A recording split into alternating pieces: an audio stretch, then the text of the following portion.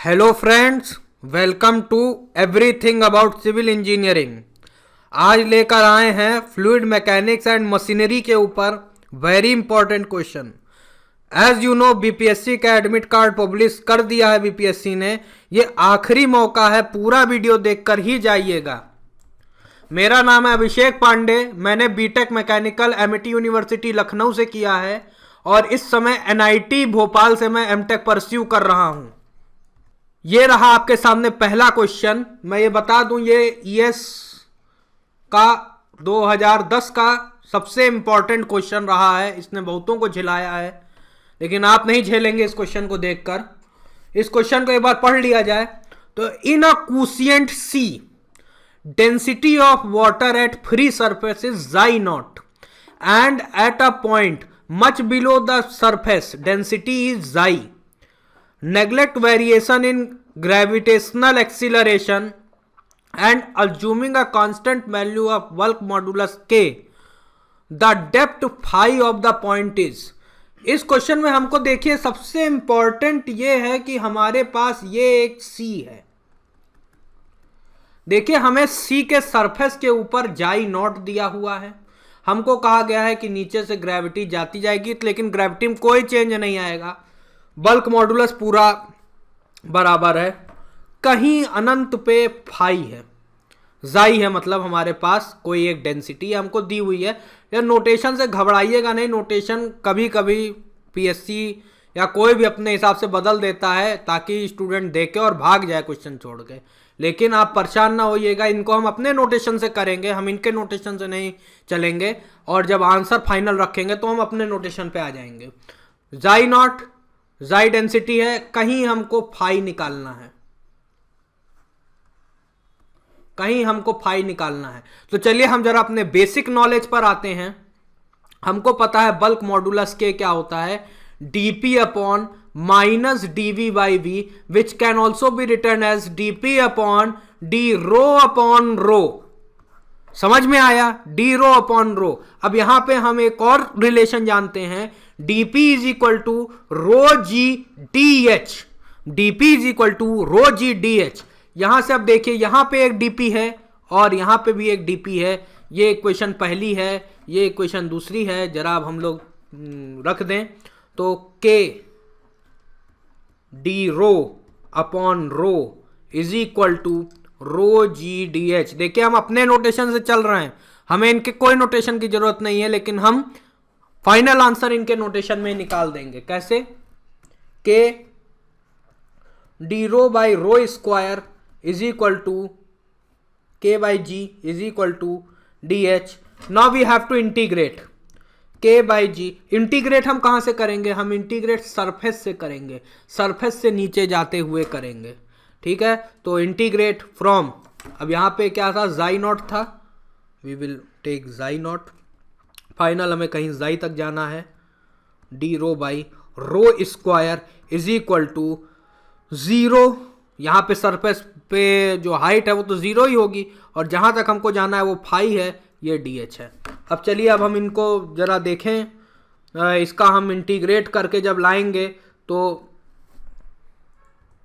जब हम इसको इंटीग्रेट करके लाएंगे तो के बाई जी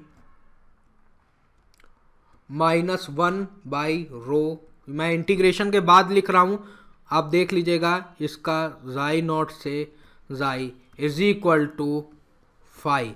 तो phi is equal to k by ji 1 by जाई नॉट माइनस 1 बाई जाई। इंटीग्रेशन है, यहां पे मैंने माइनस हटा के लिमिट पलट दी है, सीधा लिख दिया है। देखिए ऑप्शन आपको ए मिल गया है। ठीक है फ्रेंड्स, अब हम चलते हैं अगले क्वेश्चन की तरफ। You can see the pre requisite of this question is, you should know well known graph Newtonian and non Newtonian fluids, this, this 1 2 3 4 5 6. I'm naming. One is dilatant, You should remember that. If not, you should get it. Remember Newtonian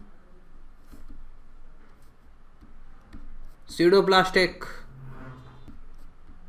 Bingham. Here you can see this is tau naught. This is initial stress. When we are considering initial stress, we will move this upper side, because at 0 it have initial stress. This is a graph between tau and du by dy. You should know this and should remember this. So now you have to remember one thing, that here value of n, which is giving here, it's n. When we are talking about the upper one, that is from 4, 5, 6, n is greater than 1. Here n is equal to 1 and here is n less than 1. So we can see that n is greater than 1, that is 1.5. Rheopactic is our answer. Moving to the next slide. Now this question needs some calculation, mathematical calculation. So what are those mathematical calculations? You should know rho of water is 1000 kg per meter cube. Now this H is missing from here. U2 manometer is connected to a pipeline conveying water as shown in the figure. This H is missing, and the value of this H is 56 centimeter. Should know 56 centimeter. Now we have to calculate head of water in pipeline. So take this point as P1 and this is P0. Our sign convention is, when we go downwards, we will take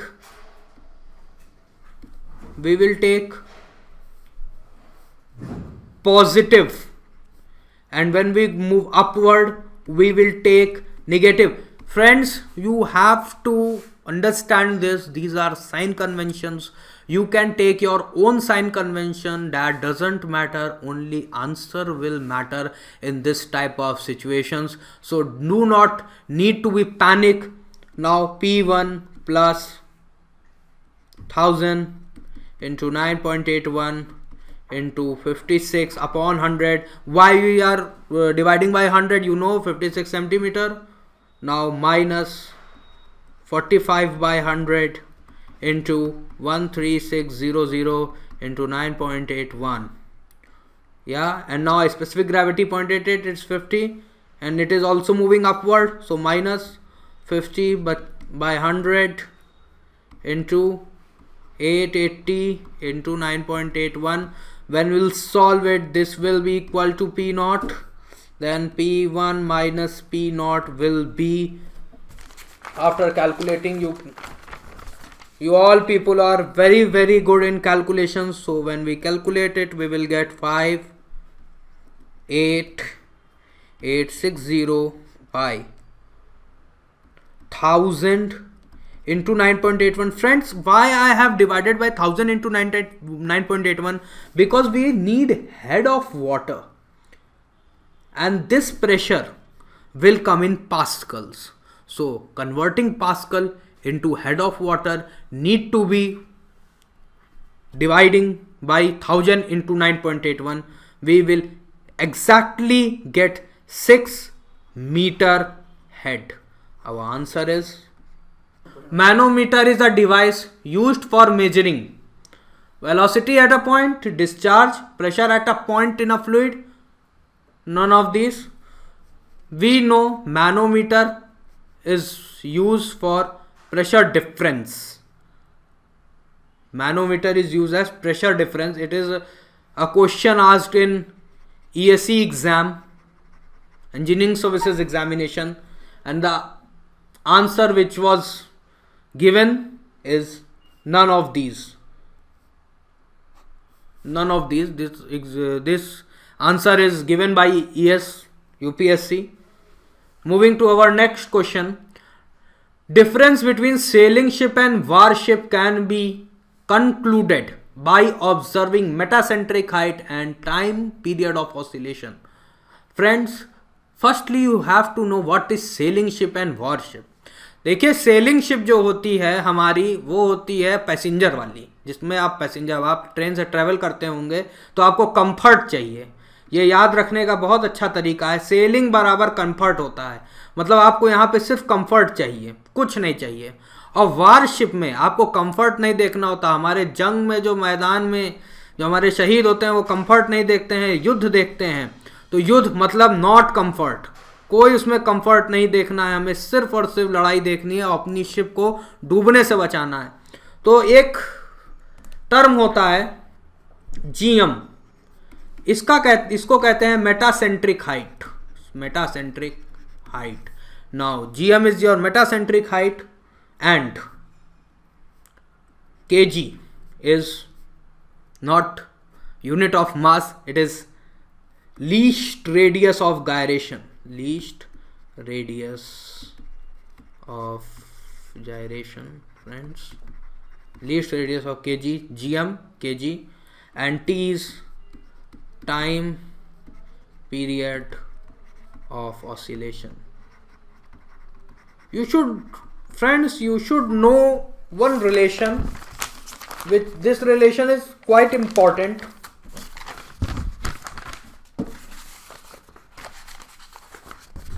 Yes, you should know this relation. T is equal to 2 pi, you know L by G formula, but it is not L by G, it is something else, kg square by G into gm. We can see that T is directly inverse proportion of under root gm. If gm increases, T will decrease. T will decrease, time period of oscillation will decrease. Time period of oscillation will decrease. That means the ship will move to and fro with very high speed. And now if shaking occurs, comfort will not be there. But that shaking is very good for warships. Now coming back to our question, that is, now you have to read it very carefully. Warship has high value of GM. Yeah, this is true. And T, both. Now coming back to the relation. When GM is high, T have to will be low. But here, T is high. Written ambiguity, not the option. Now, sailing ship has high value of GM, but T less. If sailing ship have high value of GM, then T will be less, and if T will be less, shaking will occur. Shaking is not comfort. Here, this line is written correct, but here sailing ship, this doesn't apply on sailing ship. So this is also not our option. Sailing ship has high value of GM and T more. Sailing ship has high value of GM and high value of T. Now, yeah, high value of T, but high value of GM? No. This is also not a correct option, and this is the very good last option. Warship has T less and GM. Coming back to our next question, stream function. Friends, you must know a stream function. It is represented by xi. Velocity potential represented by phi. Now, when we are talking about xi, it is 2D. Remember, it is 2-dimensional. And phi is 3-dimensional. Phi is 3-dimensional, but xi is 2-dimensional. Xi is always there for rotational as well as irrotational flow. Phi doesn't occur for irrotational for rotational flow. Sorry, phi doesn't occur for rotational flow. This is some basic concept I have provided. Now coming back to our question, the value of xi is x square minus y square. We know del xi by del x, 2x, so that will be minus v. Del xi by del y, it's u, it's minus 2y. Now v is minus del phi by del y, it's minus del phi by del y, and it is minus del xi by del x. Now del xi by del x, value of del xi by del x is 2y. Del xi will be 2y del x, and when we integrate it, we get phi is equal to 2yx. But can I expect constant? No, not at all. It's constant plus a function of, we are integrating with respect to x, a constant of, a function of y can be seen. But when we are talking about del xi by del y, it will be del xi by del y, del xi by del y, it's minus v, and this is 2x del xi, 2x del y, xi 2xy plus function of x plus constant. Comparing both, no function of y is there, no function of x will be there, so phi is equal to 2xy plus constant. This you have to remember. Only just solving one equation doesn't provide you the necessary answer. So here our answer is 2xy plus constant. Moving towards our next question. This question is asked in UPSC Engineering Services examination. But friends, in this question there is some ambiguity associated with cos x minus y, because when we are differentiating, we are performing Laplace, we doesn't get what is required. So I am just eliminating option C, and only this one will solve the Laplace. You can see here phi is given 2x plus 3y. We have to just del 2 phi by del x square plus del 2 phi by del y square is equal to 0. We have to prove, and after just checking each and every option, we get this. I will do it for you. Del phi by del x will be 2, del 2 phi by del x square will be 0, del phi by del y will be equal to 3, del 2 phi by del y square will be 0, 0 plus 0 will give 0, and this in engineering services option A is correct. You can remember it. If this question comes directly in your BPSC examination, just mark option A. Friends, कुछ questions ऐसे होते हैं PSC level पे जो सीधे सीधे उठ के चले आते हैं. आपको उनको कुछ नहीं करना, आपको उनको रट्टा लगाना है.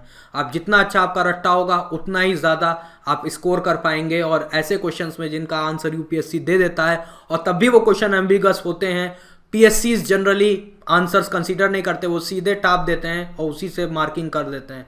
उनको कोई क्वेश्चन नहीं करता. तो आप यहाँ पे याद कर लीजिए 1 and 3 is the correct option which is provided by UPSC. Now phi, xi.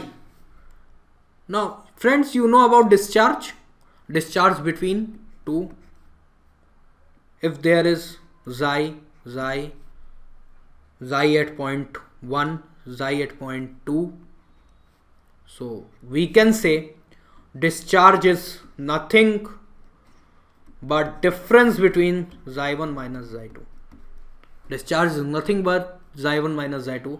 Now coming back to our question, we just have to do one thing, xi1 point minus 1. We have to just substitute the values of point in our main equation. We'll get 2 from here, and xi3 minus 5 we will get after solving 3 cube, that is 27, minus of minus 5 cube, that is minus 125, 27 plus 125 will be there, and in this 125 plus 27 will give you 152, and 152, when difference between 152 and 2 is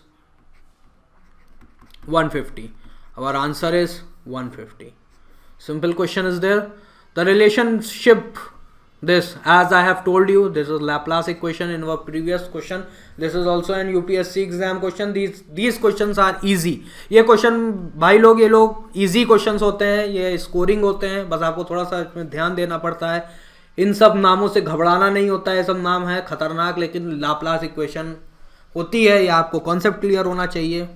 अब एक बड़ा अच्छा question है surge tank के बारे में. तो मैं कुछ बता दूं सर्ज टैंक के बारे में आप लोगों को. आप सब सिविल इंजीनियर हैं. रिजर्वायर होता है आपके पास. रिजर्वायर से आप पेन स्टॉक ले जाते हैं. पेन स्टॉक के बाद आप एक टैंक बनाते हैं जिसको हम सर्ज टैंक कहते हैं. इसमें पानी स्टोर होता है, कुछ भी आप मतलब बीच में सर्ज टैंक आप यूज़ करते हैं अपन लोग. इसके बाद यहाँ से फर्दर प्रोसेस होती है, फिर यहाँ से नोज़ल होता है, फिर टरबाइन होता है, फिर पावर जनरेशन होता है, सब होता है. लेकिन बेसिकली ये सर्ज टैंक यहाँ पर हम लोग पेन स्टॉक के बाद बना देते हैं, पेन स्टॉक से. तो अब जरा क्वेश्चन पढ़ते हैं. A surge tank provided on the penstock connected to a water turbine. Some points are there, helps in reducing water hammer. क्या surge tank water hammer control करता है? यस. सर्ज टैंक का use सबसे पहले purpose यही है कि वो वाटर हैमर को प्रिवेंट करता है आपके पेन स्टॉक पे. अगर वाटर हैमर हो गया तो आपका पेन स्टॉक फट जाएगा. पेन स्टॉक फट गया तो बाढ़ आ जाएगी, गांव के गांव डूब जाएंगे. तो वाटर हैमर आपका प्रिवेंट करता है. Reduces frictional losses in penstock. You know frictional losses के लिए एक हमारे पास इक्वेशन है, Darcy equation, FLV²/2GD. Now flowery lines पे ना जाइए, ये बताइए क्या सर्ज टैंक कहीं से भी रिलेटेड है इस इक्वेशन से? नहीं. सर्ज टैंक आपका सिर्फ वाटर हैमर कंट्रोल करता है, लेकिन ये ना लेंथ ऑफ पेन स्टॉक पे कुछ अफेक्ट करता है, ना वेलोसिटी पे कोई इफेक्ट डालता है, ना डायमीटर ऑफ पेन स्टॉक पे इफेक्ट करता है. तो जो फ्रिक्शन है पेन स्टॉक में उसको कोई भी ये छू नहीं सकता. तो हमारा ये जो फ्लावरी लाइन है, ये फ्लावरी लाइन कुछ नहीं, गलत है. Provide increase demand of water. Yes, as you know tank है, टैंक पानी भरता है, तो हाँ भाई डिमांड पूरी करेगा ही जब हमें नीड होगी. Store extra water when not needed, ये भी करता है. अब helps to increase efficiency of turbine. भाई सर्ज टैंक लगा के आप वाटर हैमर रोके हैं पेन स्टॉक पे, लेकिन टरबाइन जिसमें कि आपका रोटर है, रोटर जो नोजल से रोटेट हो रहा है, क्या उससे कोई सर्ज टैंक का लेना देना है? नहीं. ये भी एक फ्लावरी लाइन लिखी हुई है, ये भी कुछ नहीं है. Only 1, 3, 4 are correct. लोग इस ऐसे क्वेश्चंस में ऑल ऑफ द अबव लिखा के चले आते हैं, लेकिन आपको एक एक लाइन पढ़नी है, उसको रिलेट करना है. ये यूपीएससी का एक अपग्रेडेड क्वेश्चन है. इसको अपग्रेड मैंने किया है, इसको थोड़ा सा मैंने अपग्रेड कर दिया है, ताकि in UPSC only these 3 points are there and all of the above was the option. But मैंने ये 2 पॉइंट ऐड करके आप लोगों को थोड़ा सा एक क्रिएटिविटी दी है कि ऐसे भी क्वेश्चंस फ्रेम किए जा सकते हैं. तो ज़रूरी नहीं सारे क्वेश्चन ठापे ही जाएं. अगर किसी ने ऐसा फ्रेम कर दिया तो आप उसमें फंसे ना. Which of the turbine used in the water pump? It is tubular turbine. You have to learn it. कुछ क्वेश्चन हमारे पास ऐसे होते हैं जिनका हमको सीधा रट्टा लगाना होता है, ये उनमें से एक है. बाकी आप अपना जो तैयारी कर रहे होंगे उसमें आपको सैकड़ों ऐसे क्वेश्चन मिले होंगे, आपको उनको याद रखना है और उनको जब लगेंगे तो आप उसको लगा के आ जाएंगे तो आपका स्कोर सही हो जाएगा। और ऐसे क्वेश्चन ज़्यादातर ईएस के ये क्वेश्चन से उठ के आते हैं, तो be prepared for ES paper, और ईएस के पेपर लगा के आप किसी भी क्वेश्चन को, ऐसे एम्बिगुअस क्वेश्चन को भी आप सॉल्व कर सकते हैं। Now specific head and specific speed of turbine. Friends, specific speed of turbine, it is ns, n under root p divided by h की power 5/4. You must know what is h. H is head. What is n? N is rpm. N is speed of the rotor. And what is p? P is the power generated. Now friends, आपको इस फॉर्मूले के साथ साथ एक चीज और पता होनी चाहिए कि पेल्टन टर्बाइंस की जो स्पेसिफिक स्पीड की वैल्यू होती है वो 0 से 60 रेंज करती है। फ्रांसिस की इन बिटवीन रहती है, अराउंड 60 टू 250 के करीब होती है। और कपलान और प्रोपेलर की टरबाइन की जो स्पीड होती है वो अराउंड 300 से 1000 होती है। मतलब इसकी स्पेसिफिक स्पीड ज़्यादा होती है, लेकिन पेल्टन का जो हेड होता है ये बहुत ज़्यादा होता है। इट इज़ हाई, 100 मीटर से भी बड़ा हेड होता है इसका पेल्टन टरबाइन का। फ्रांसिस का थोड़ा छोटा होता है, फिर कपलान का 30 मीटर तक सिमट जाता है। तो आप फ्रांसिस और कपलान को देखिए, it is a head and specific speed. Friends, you can see here head ज़्यादा है फ्रांसिस का एज कंपेयर टू कपलान, लेकिन स्पेसिफिक स्पीड कम है। वहीं कपलान का हेड कम है लेकिन स्पेसिफिक स्पीड ज़्यादा है। यहाँ पर एम्बिग्विटी है, यहाँ पे एकदम उल्टा बना दिए हैं, पूरा एकदम ही पूरा उल्टा बना हुआ है, कुछ नहीं है, कोई इसका कोई मतलब नहीं है। और ये भी एम्बिग्विटी है। Option B is our correct option, so you should remember this as well as this for this type of question. This is also ESE question, one of ESE question, but I have modified it some up to an extent. You can compare that. Now question number 14. Two Pelton wheels A, B have the same specific speed and are working under same head. Friends, I have provided this formula. Now we will just use this formula to get our answer. We can say same speed and working under same head. ns will be n under root p upon h की power 5/4. Head is same for both the turbines. n1 under root p1 is equal to n2 under root p2. I hope you can solve this. We have to find rpm n2. n1 is given 1000 under root p1 400 upon under root p2. The power generated is, so value of n2 will be 2000. यहाँ से 20 आ जाएगा, यहाँ से 10 आ जाएगा, एक cut जाएगा और फिर 2000 आ जाएगा आपका answer. Simple mathematics is there. Now specific speed of turbo machine, this is also one of the ES question, you have to remember this. And specific speed of turbo machines, it is the speed of machine unit dimensions, या specific speed है, unit dimension कुछ नहीं होता। Relates with the shape and relate the shape rather than size of the machine. Yes, it relate the shape rather than size of machine. You know model and prototype techniques. हमारे पास जो हमारा एक prototype होता है बहुत बड़ा होता है, हम उसको मॉडल करते हैं, छोटा बनाते हैं और फिर उस पर सारी टेस्टिंग करते हैं। आप बड़े बड़े डैम्स पे डायरेक्ट टेस्ट नहीं करते हैं, आप सबसे पहले उसका एक मॉडल बनाते हैं, मॉडल पे काइनेटिक, डायनामिक, तमाम तरीके की टेस्टिंग करके तब उसको इम्प्लीमेंट करते हैं। तो यहाँ भी NS जो है वो इसी पे डिपेंड है। The option 2 is there, remain the same under different operating condition, this can not be there. Remain the same under different operating conditions, no, and none of these. The option is B. Now here it is a formula you know from your science classes in class 11th, 12th, A1 V1 बराबर A2 V2. This formula is applicable for liquids, you can say, or fluids. When we are talking about fluid, density change can also occur. Do not confuse. आप confuse ना होइएगा, fluid को liquid ना समझ लीजिएगा. Fluid, हवा भी जो है वो भी फ्लूइड होती है. तो जब हम फ्लूइड्स की बात करते हैं उसमें आ जाता है रो 1 A1 V1, row 2 A2 V2.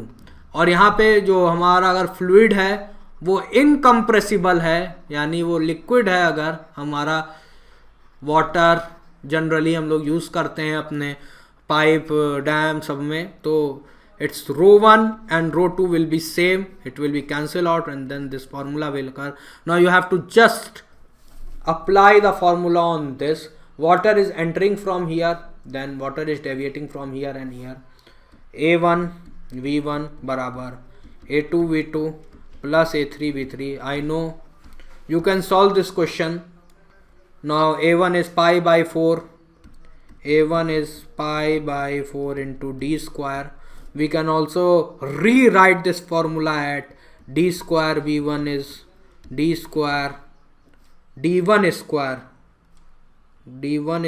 and d2 square V2 plus d3 square V3. Now we can say V3. We can find V3. We are having everything and the result is 9.56. You can solve it. It is easily on calculators. You can do. This is assignment from my side. Do yourself. Calculator, you just have to perform your calculator. And if in BPSC calculators are not allowed in your prelims examination, so try to reduce your calculation by your mind and try to do it by yourself, because there are certain, and this is ESE question where calculators are not allowed. It is pre-question, calculators are not allowed. You have to solve it by your techniques, mathematical techniques. And कितना आप उस question को छोटा कर सकते हैं, आप उनको छोटा कर लीजिए, उनको कर लीजिए. यहाँ पे मैंने क्वेश्चन आंसर साथ दे दिया आपके लिए. Tau minus del P by del X r by 2. Tau is related with r directly, linearly. But how? See, these are the boundary of pipes. You can say boundary of pipe or boundary of. Now, when we are talking about shear stress is maximum over here and shear stress is minimum over the center, and it is linearly, so maximum, so this is the shear, and it is linearly related. कोई भी परेशान होने की जरूरत नहीं, linearly related, radial distance. This is your answer, but the main thing is this form, this diagram you should remember for shear stress. Diagram से भी question आ सकते हैं.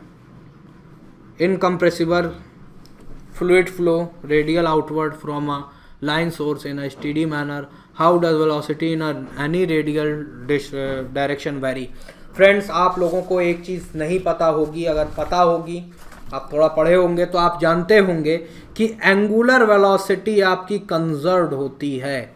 जब आप इनकम्प्रेसिबल फ्लूइड फ्लो की बात कर रहे हैं तो आपकी MVR कांस्टेंट होती है.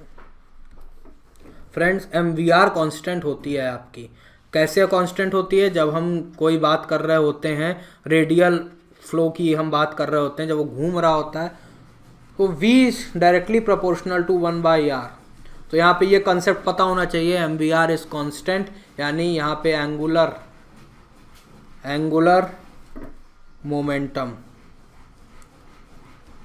मोमेंटम हमारा क्या होता है? कांस्टेंट होता है. ये आपको ध्यान रखना है, एंगुलर मोमेंटम कांस्टेंट होता है. अगर आसपास से आवाज़ें आ रही हो, डिस्टर्ब होने की जरूरत नहीं है. मैं भी डिस्टर्ब हो रहा हूँ, इसको कमेंट वमेंट ना करिएगा. Select the wrong one. अभी मैंने कहा था आपसे कि आपको फिगर से भी क्वेश्चन आ सकते हैं। चलिए मैं आपके सामने फिगर का क्वेश्चन लेके आया हूं, इसको 1 मिनट देखिए और सोचिए इस क्वेश्चन में है क्या। सबसे पहली फिगर बनी हुई है जिसमें क्या हो रहा है, आपका थ्रॉटल, मतलब एक तरह से आपका एरिया बढ़ जा रहा है। ये देखिए कितना एरिया हमारा बढ़ जा रहा है, जैसे हमारा फ्लो हो रहा है एरिया बढ़ जा रहा है। दूसरे में हमने एक पंप लगा दिया है, पंप से और फिर एरिया भी हमारा बढ़ जा रहा है। तीसरे में क्या हो रहा है, तीसरे में हमारा एरिया कम हो जा रहा है, यानी वेलोसिटी बढ़ जा रही होगी। और चौथे में हमारा फिर से एरिया बढ़ जा रहा है। अब इस क्वेश्चन को एनालाइज करना है, उससे पहले आपको पता होना चाहिए HGL और TEL क्या होता है। HGL होता है हाइड्रोलिक, TEL होता है thermal, no, thermal is in HMT, total gradient line, यानी टोटल जो होती है हाइड्रोलिक ग्रेडियंट लाइन और टोटल एनर्जी ग्रेडियंट लाइन जो होती है, इसको टोटल एनर्जी ग्रेडियंट लाइन भी कहते हैं। It is the sum of your static plus kinetic, static energy जो होती है और काइनेटिक एनर्जी दोनों का सम होता है ये। चलिए देखिए अब एक एक फिगर को हम एनालाइज करते हैं। जब हमारा फ्लूइड फ्लो हो रहा है और एकदम से उसको एक्सपैंडेड एरिया मिल गया, तो आपने एक लॉस पढ़ा होगा माइनर लॉस में, सडन एक्सपेंशन लॉस हुआ। भैया देखो TEL में लॉस हो गया, लेकिन HGL में क्या हुआ, HGL तो बढ़ गया। HGL देखिए आपका बढ़ गया, यहाँ देखिए HGL कितना बढ़ गया। क्यों बढ़ गया HGL इसलिए बढ़ गया क्योंकि आपका जो एरिया है बढ़ गया, एरिया बढ़ गया यानी वेलोसिटी ग्रेडियंट कम हो गया और वो वेलोसिटी आपका प्रेशर बन गया। ठीक है, ये कॉन्सेप्चुअल क्वेश्चन है, थोड़ा सोचिएगा। ये गेट टाइप का क्वेश्चन है, जो गेट दे रहे होंगे उनको ये समझ में आ रहा होगा। BPSC में आने की इनकी संभावना कम है, लेकिन थोड़ा सा अगर आप ध्यान रखेंगे तो क्या पता कोई बना दे, तो जरा ध्यान रखिएगा।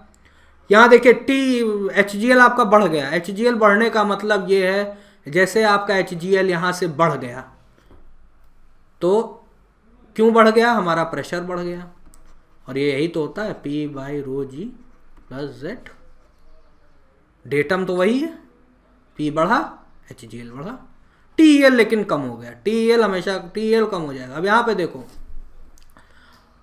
ओह पंप लग गया, तो पंप लगने से क्या होगा भैया, पंप लगने से, पंप हमेशा क्या करता है, एक इनपुट आप बिजली के द्वारा दे रहे होते हैं और उस इनपुट से आप पानी को चढ़ा रहे होते हैं, तो आपका पानी की एनर्जी बढ़ेगी ही ना, नहीं बढ़ेगी तो पानी पहुंचे कैसे। तो ये देखिए TEL बढ़ गया, और भाई TEL बढ़ा तो उसने अपने साथ प्रेशर को भी बढ़ाया, काइनेटिक को भी बढ़ाया, सब बढ़ाया, तो HGL भी बढ़ गया।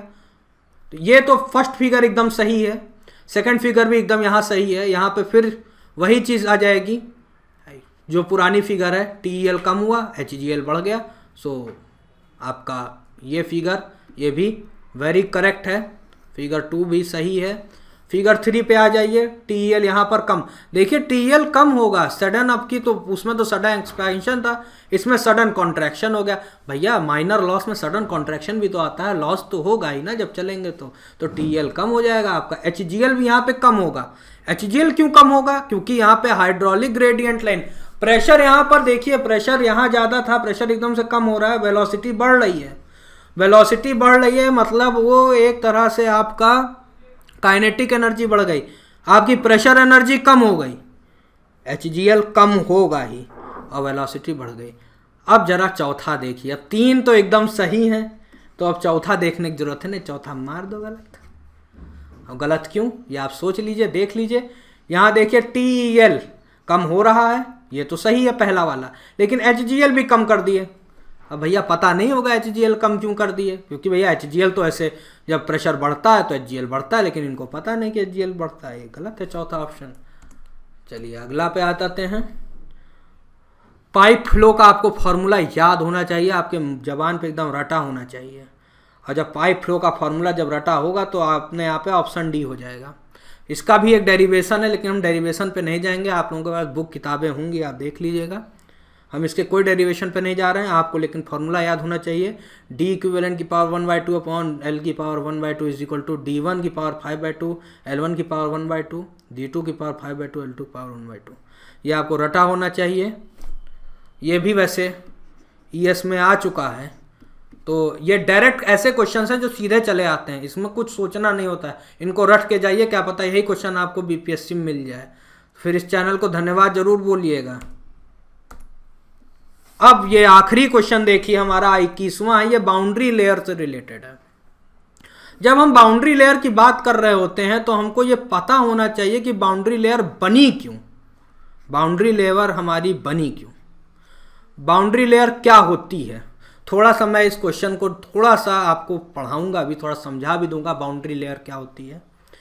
बीपीएससी में भी पूछा जा सकता है बाउंड्री लेयर, एक बहुत ज़्यादा रिसर्च, लोग इस पे रिसर्च तक कर रहे हैं, यहाँ एमटेक में लोग यहाँ रिसर्च भी कर रहे हैं इस पे।